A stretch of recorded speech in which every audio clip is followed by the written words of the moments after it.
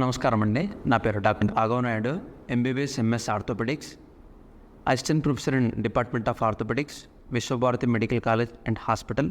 ఈరోజు మనం మాట్లాడుకునే టాపిక్ డిక్విరెన్స్ స్టీనోసైనోవిటిస్.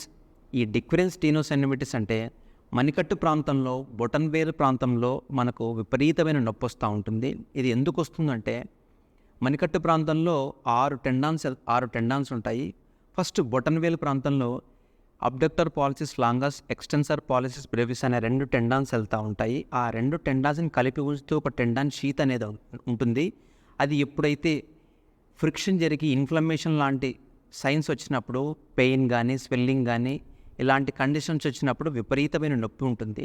ఇది మామూలుగా స్త్రీలలో ఎక్కువ రావడానికి అవకాశం ఉంటుంది. ముఖ్యంగా ఎక్కువగా ఎవరైతే ఈ మణికట్టుతో పనిచేసే వాళ్ళు, అంటే బట్టలు ఉతకడము, వంట చేయడము లాంటి వాళ్ళలో ఎక్కువగా కనిపిస్తుంటుంది.